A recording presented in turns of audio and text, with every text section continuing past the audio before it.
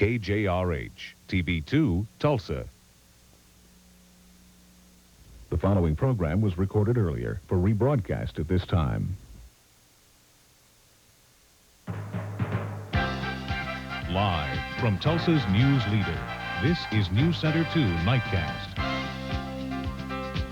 Good evening, everyone. 2 Oklahoma law enforcement officers are in a Texas jail tonight. They are accused of plotting to kidnap a suspected drug dealer and torture him. It is a bizarre and ongoing story that has divided a small southern Oklahoma town and baffled authorities. Sheriff Wesley Liddell Jr. and his son-in-law, Marietta policeman Roger Hilton, traveled 30 miles across the Texas border and attempted to rob and torture Sonny Cornett, a suspected drug dealer.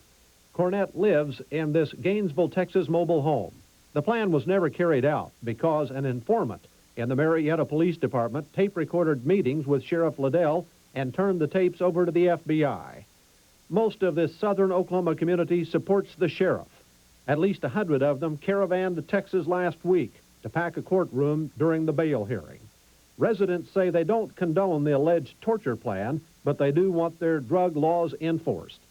It's a little alarming to me that a drug pusher can get out on parole or out on bond almost as soon as he can go into the police station and sign papers. But some, including his predecessor, think Liddell is merely a bully cop.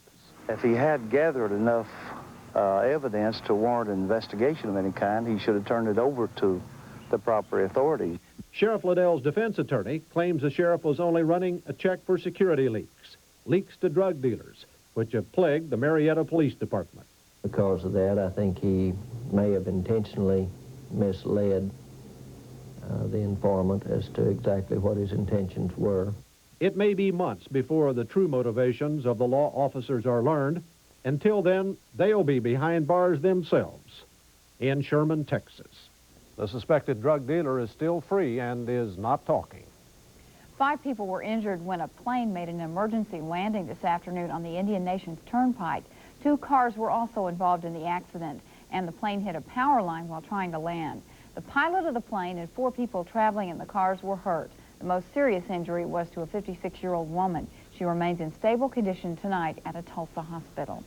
A school bus accident in the Colorado mountains kills a 12-year-old student. 35 others were injured when the bus went off a mountain road and overturned. 41 children from an elementary school were on the bus at the time of the accident. The Colorado State Highway Patrol says most of the injuries were minor. PSO crews will be working past midnight tonight trying to restore power to some 2,000 customers. This afternoon's storm knocked out power to about 4,000 homes. Heavy rains and high winds were so strong in some areas that witnesses say it looked and sounded like a tornado. They told us to take cover. There was a cloud spotted just the other side of Sand Springs. We came up here. I got out and looked around. I seen a cloud tunneling up down that way, but it didn't touch the ground. The winds were clocked at 80 miles an hour in some areas around the Tulsa vicinity. Chemical-free graduation parties are also a big success this year. There was one last night and another one tonight. This year, more than any previous of late, there seems to be more of an interest in holding drug and alcohol-free parties for the graduating seniors. Nightcast reporter Brad Rogers joins us now live from one such party, which is out at Big Splash tonight, as a matter of fact. Brad, this concept seems to be spreading fairly fast. Okay, Jerry, we are out here at Big Splash right now, and this really does seem to be, this is the graduation party. This is where the kids want to be tonight. There's a lot of things for the kids to do tonight, and this really seems to be the wave of the future for graduation parties. Graduates could do just about anything they wanted to this evening at Big Splash. Canoe around the pool, listen to rock and roll music, and even smash a car. What they couldn't do, though, is drink a beer. We want to do something for the graduates where they don't have to go out and get smashed. They can come out to Big Splash and have a Pepsi or Diet Pepsi and play games and frolic.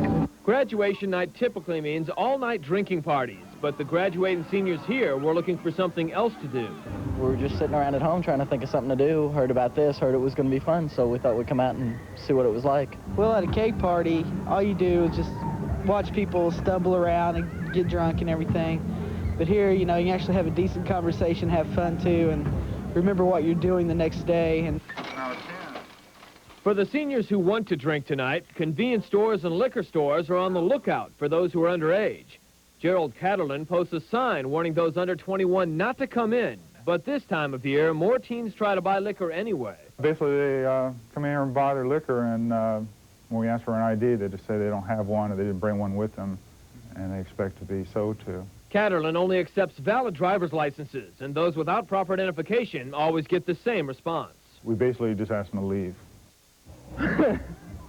Both police and school officials say, for the most part, students seem to be taking good care, and they hope it stays that way throughout this graduation season. Jerry? Brad, I was thinking back to last night and then looking at your story tonight. It does seem to be working, the drug-free thing. Well, it really does, and let's hope that there's going to be more of these types of parties in the future. Thanks, Brad, for the report. All I'm right. sorry we took you by surprise out there. Okay, thanks. Sheer joy. That's how I would describe tonight's graduation of the class of '89 from Project 12. These students could have been among the 1,500 annual dropouts in Tulsa County, but they chose the path to success. I was a troublemaker, I guess, at first. You know, I grew up. Project 12 changed my life. Steve started the school year with 140 classmates, students from schools throughout the Tulsa district who didn't fit in for whatever reason. At Project 12, they worked together for a common goal. And tonight, Steve was among the 66 classmates who made it, who donned their robes and mortar boards and posed for pictures to remember this bright moment. Good one. A lot of people had negative attitude towards me. Not towards me, they just didn't think I would make it. And this is my way of saying, ha. As these seniors made their final walk as high school students, proud parents were beaming, and so was the faculty. It took a struggle against the odds, but you've made it. Beating those odds had a lot to do with the staff of Project 12. They're not teachers, they're our friends. Watching you watch those kids graduate made me feel great. What were you feeling? I was just so proud of them. I mean, they've all worked so hard, and they've done just a real fine job, and they're just pride. You like your job? I love it. I wouldn't do anything else. That attitude was shared by all the faculty, and it's obvious they have made a difference. Project 12 was set up to fill a void to help students like these get back on track. And if tonight's graduation was any indication, the program is an overwhelming success. And to just be there and watch them made me feel wonderful. That's good, because there's a lot of way to accomplish something, and they've done a good job. It was fun. And the state of Oklahoma is helping to promote tourism in Texas. We'll tell you why next. And OPEC ministers are meeting again with predictions for higher crude oil and gasoline prices. And it looks like we're in for some more. It's the Music City News Country Awards, a glittering star-studded night hosted by Barbara, Louise, and Earlene Mandrell, with Johnny Cash, Kathy Mattea, Ricky Van Shelton, the Stattlers, Ray Stevens, Randy Travis, and more of your favorite stars. The fan-voted Country Music Awards Show, the 23rd Annual Music City News Country Awards. Monday night at 8, only on TV2. Hey, folks, join TV2 in support for the 3rd Annual Daybreak Dynamics 5K Run and Chili Cook-Off. Events will take place Saturday, June 10th at Country Club Plaza, 51st in Harvard. If you'd like to participate in one or both events, register at any one of these locations. Proceeds benefit Daybreak Dynamics, an alternative treatment program for adolescents and families. See you there. OPEC ministers are meeting to decide how much oil they should produce, and the results could mean another big jump in prices. OPEC previously agreed to hold prices at $18 a barrel, but Saudi Arabia says prices could reach $26 a barrel by early next year if members continue to live within their production quotas. In recent months, however, they've been able to hold the cheating down to a low roar, and that's one thing that's contributed to the rise in the oil price we've seen in the world over the past few months. Within the past year, gas prices at the pump and crude oil prices have jumped about 14%. Oklahoma's not waiting on higher oil prices to further boost the economy. The state has joined forces with competing neighboring states to bring in more foreign tourists to the region. Tomorrow, the 6-state consortium will announce a marketing initiative to the U.S. Tourist Directors meeting in Las Vegas. The group was started 3 years ago to promote the South Central U.S. In addition to Oklahoma, Texas, Kansas, Louisiana, Missouri, and New Mexico are all members. Well, we turn now to the weather, and that has been something to talk about today, Sure as a has. matter of fact, but it has cooled off, or, well, it has also cooled off, but it's calmed down. It sure has, and I think we're all thankful for that. We were all worrying about a possible tornado earlier this evening, Yes. maybe in West Tulsa. Hard to say whether a tornado really touched down, but nonetheless, our Doppler radar certainly showed some strong winds up around 80 miles per hour approaching West Tulsa earlier today, and 80-mile-per-hour winds can do a lot of damage, whether it's a tornado or not. Right now on Storm Surge radar, we'll be able to see that the activity has certainly died down. In the central part of your screen, that's just Tulsa, all the ground clutter showing up, but there are no storms to worry about at this moment. The bulk of the activity has moved off way to our southwest. In fact, what you're seeing up towards Kansas, those are false returns. We don't even have to worry about that. The true returns of thunderstorms are off to our southeast, down towards Fort Smith, back into central portions of Arkansas. Let's go ahead and check out our current conditions right now in Tulsa, as things have now calmed down. You can see just before sunset, we were filming for you the back edge of a thunderstorm way to the north of Tulsa right now. Taking a look at current conditions, the dew point is 68 degrees. The temperature, rather, is 68. The dew point is 63, and our relative humidity is 84%.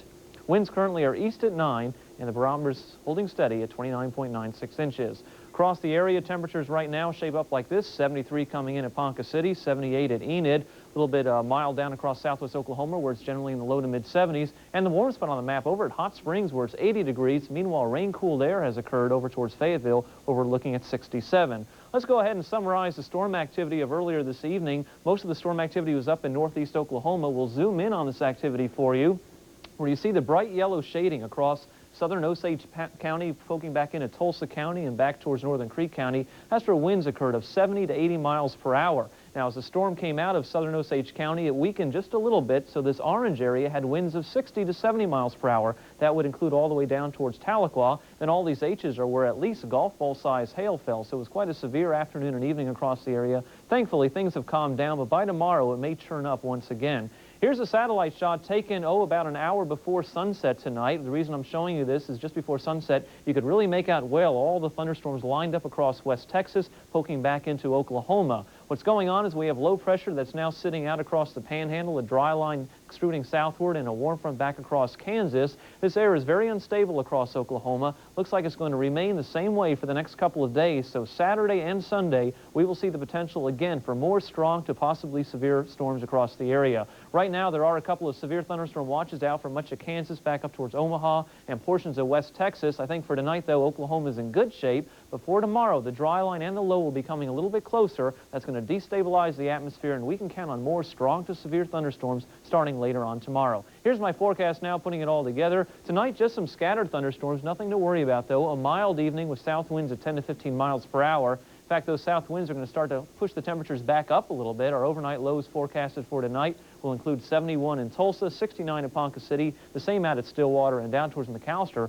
only dropping off to 73. Then tomorrow, as that low gets closer, look for more strong thunderstorms to redevelop, especially late in the afternoon. It'll be a windy and warm day with winds gusting up to about 30 miles per hour at times. And the highs tomorrow way up there, upper 80s, in fact, with 88 in Tulsa, the same in McAllister, and just a degree shy of that out by Stillwater. Now, on the 4-day forecast, we'll keep thunderstorms in the forecast definitely through the weekend. In fact, that's our best chance for storms. But by Monday and Tuesday, the activity ought to begin to taper off just a little bit, although I think we'll still see some isolated activity around. But certainly Saturday and Sunday are days that bear watching. This is a big system coming our way, and if what's been going out to our west is any indication of what we might get, we're in trouble, because out in western Texas, they've been getting a lot of severe weather, more than we've seen here, and that is all headed our way. Well, you know, to put a positive face on it, we started June with some moisture, which we could use going into the summer. That's right. That'll be the good note of all this. Some rain is on the way. If nothing gets torn up. Exactly. Thank you, Alan. Okay. The Chinese government makes another attempt to disband protesters. We'll have that story next. And more evidence links the explosion on the USS Iowa to a sailor suicide.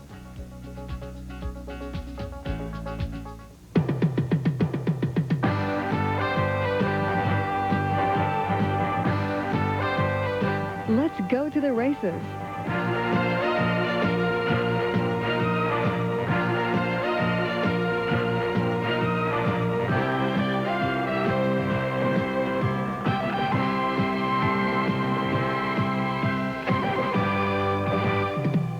Let's go to the races. Saturday night at 6:30. George, I'd like your opinion. Why, certainly. This is Enterprise Square. Amazing. An exciting journey for all ages. Explore the great American dream. Go on, George. See if you should have been a truck driver, a pilot, or president. Does everyone have the right to come to Enterprise Square and enjoy this fun journey? Of course, George, I thought you would understand that. Time to go. But I... Interesting. They always want to stay a little longer. Enterprise Square, an exciting family attraction, open 7 days a week. Think about it the next time you see George. Navy criminal investigators say they have made progress on the theory that the USS Iowa explosion was suicide. The efforts are centered on gunner's mate Clayton Hardwig, the last man to touch the gunpowder. Hardwig was often despondent and reportedly told someone, quote, "If you gotta go, go in a blast and go quick, you go painless." The witness also says Hardwig showed off a timing device like this one, available at Radio Shack for $15, and said that with the timer attached to a battery, he could set off the powder in the gun and start a chain of explosions. Navy explosives experts have tested a similar device, and it worked. Such a device could have given off smoke, a warning to the sailors in Turret 2. Navy sources say the last words of a sailor on the phone in the turret were, quote, "We've got a problem here." Another voice was heard shouting, "Smoke, smoke, smoke, help, help." The way the bodies were found indicated the sailors knew something was wrong. Sources say Hardwig was living in a fantasy world, telling friends and family members he was being reassigned to Europe when he was not being reassigned. Investigators no longer believe sailor Kendall Truitt was involved in the explosion, but sources say that Truitt knew Hardwig was unstable, and 2 Iowa sailors have said that right after the explosion, Truitt said of Hardwig, "I can't believe he did it." President and Mrs. Bush are back in Maine tonight, resting up after their European tour. They returned from London today, wrapping up a trip to the NATO summit. Bush is calling the trip a triumph of hope, adding that the world is moving beyond the Cold War as the desire for democracy sweeps the communist world. Pro-democracy protesters remain in control of Tiananmen Square after another scare from the Chinese troops. The students have been demonstrating for weeks in Beijing, and today the troops started a march toward the square. Soldiers were reportedly unarmed, and citizens used trucks and buses to block the advance. The U.S. government calls Japan's new prime minister an experienced international statesman, but people in Japan have a much lower opinion of Susuke Uno. Uno is widely considered to be a weak politician. Critics say he'll only be a caretaker until the stock scandal that has shaken the government cools and the real power brokers reemerge. Uno is the handpicked successor of Prime Minister Takashita and is allied closely with former Prime Minister Nakasone, both disgraced by the scandal. The controversial chemical Alar will be coming off the U.S. market. The chemical, which is used as an apple pesticide, has been the focus of recent reports that it causes cancer in laboratory rats. The company that manufactures the chemical, Uniroyal, says it will put Alar off the market until a government scientific study shows it is safe to use. If railroads can start building a track on 2 ends of a continent and meet in the middle, you'd think a tunnel under a city could. Next, the Chicago tunnel that doesn't. And in sports, Al Jerkins will have Arkansas's first-round action in the College Baseball World Series. News happens. Events are immortalized in pictures. That's one small step for man. Now, here's your chance to see your video on TV. Be a Pepsi News Center 2 News Hawk. If you videotape a news, weather, or sporting event, News Center 2 may use it on the air, and you'll get paid. Just look for the News Hawk display where Pepsi is sold, or write P.O. Box 2, Tulsa 74101. Pepsi News Center 2 News Hawks, a generation ahead. Thursday night, my night out with the boys. A few beers, a little action, sometimes we score. Thursday nights. That was the old me. It took AIDS to make me realize that I was putting myself and my family in danger. I was cheating. It's not worth it.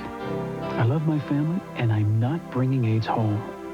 Call the Oklahoma AIDS information line at 1-800-522-9054. Close may be good enough in bombs and horseshoes, but it's not when you're building a tunnel. Just ask the folks up in Chicago. The idea was to build a pedestrian tunnel between City Hall and a state building. The city built half the tunnel, the state built half the tunnel. But, you guessed it, the halves don't meet. Each side is blaming the other. what the city is going to pay to fix the problem and get the tunnels meeting together. The cost, $309,000. Not too bad in this day and age of high mistake. finance, right? No. Our Razorbacks, how'd they do? Well, pitching in the College World Series never happens, but the two games today we had a score of 4-2 and a final of 3-1 with aluminum bats and all that stuff. Usually don't see a lot of pitching in the College World Series. Happened today, though. Arkansas and Wichita State. Let's go to the highlights in Omaha. We pick it up. Shockers third. Jim Audley goes deep, line drive, goes off the top wall, and that's a home run in Omaha. And it was 2-0 Wichita State at this point. Now the Hogs get half that back with Greg G. Alexander. He's the big home run hitter for the Hogs. He does it again. This is a line shot into the bleachers in left, and it was 2-1, Arkansas trailing by 1.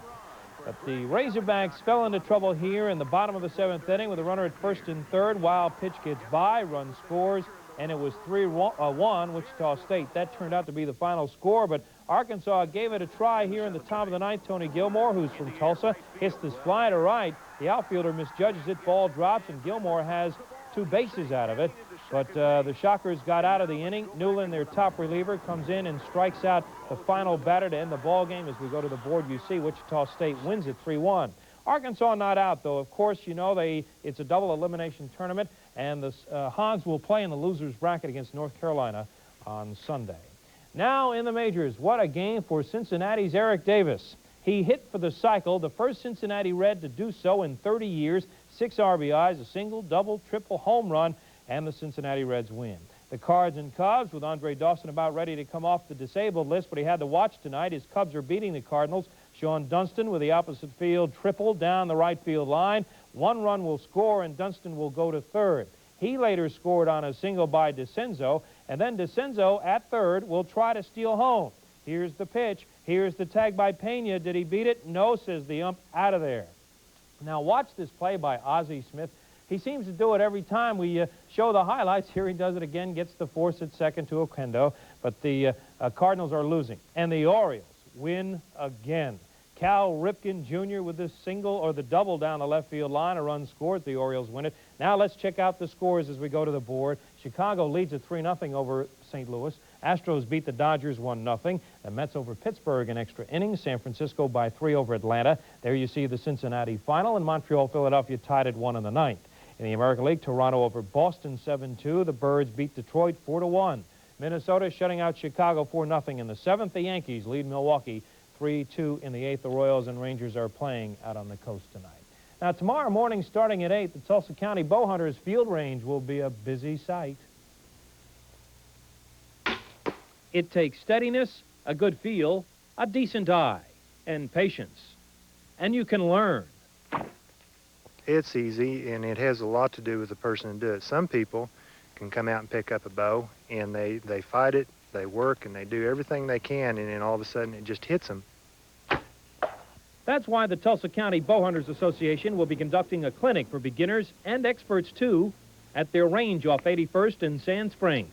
We have a new member that came up here. He's had a bow his first time. He shot it in 2 years, came out here at one of our last shoots, and he was as good as any of these seasoned people around here that's been doing it 3, 4, 10 years.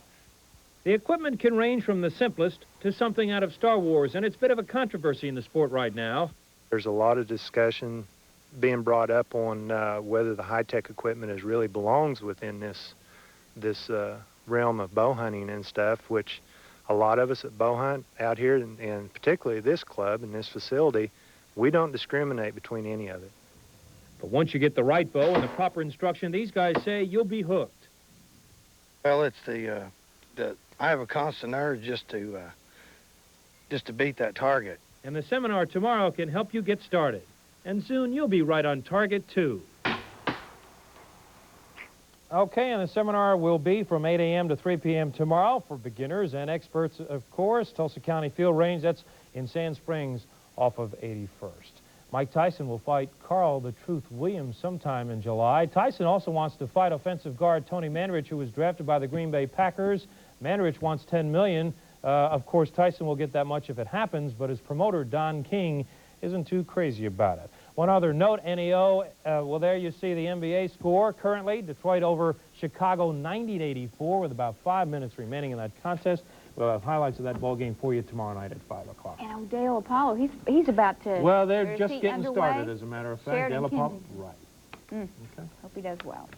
Well, it's one of the largest festivals for Native Americans. Next, the beginning of this year's Red Earth celebration in Oklahoma City.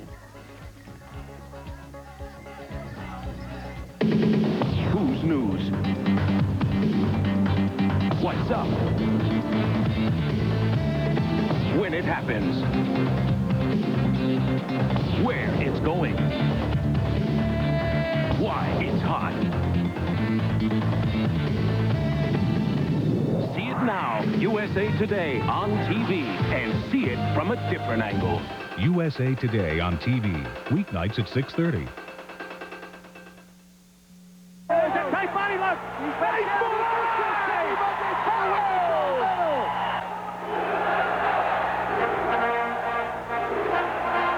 It took years of hard work and practice, but it paid off. Working can pay off for you, too. Right now, the Mayor's Summer Job Program has 4,000 jobs for young people who want to work. If you're between 16 and 21 years old and want a summer job, call 425-JOBS. Well, it will be hard to beat what's going on in downtown Oklahoma City this weekend. It is the 3rd annual Red Earth Festival. Members of Indian tribes from all across America are in the state capitol for the festivities. Among the activities, of course, as you are seeing, Indian dancing, and there's also displays of artwork. The Red Earth Festival officially kicked off today. It will last throughout the weekend. And it is an event, if you have a chance to go to Oklahoma City, it is well worth going down for. Looks the like fun. Red Earth Festival. Al? All right, well, NEO's still trying to stay alive in the Junior College World Series in Boulder Junction. They are tied with Cochise. No one scored. Talking about pitching in the Omaha Series, pitching in this one as well. 0-0 in the 7th inning. Drillers rained out in Jackson, Mississippi. They'll play 2 tomorrow. All right. Alan? And it looks like strong thunderstorms are still a possibility this weekend. It won't be raining all the time, but on the 4-day forecast, we got thunderstorms possible Saturday and Sunday. Some of them could be on the strong to possibly severe side. Count on warm temperatures. Just be careful late each afternoon when the weather starts to turn rough, because indeed it may be rough. And they've got the Sunfest in Bartlesville and the Red Earth Festival and The lots of other biplanes things in going on. Lots to do. Fun, fun, fun. Yes. Whatever you're doing, be sure and have fun, and thanks for joining us. See you next Monday. Have a good weekend.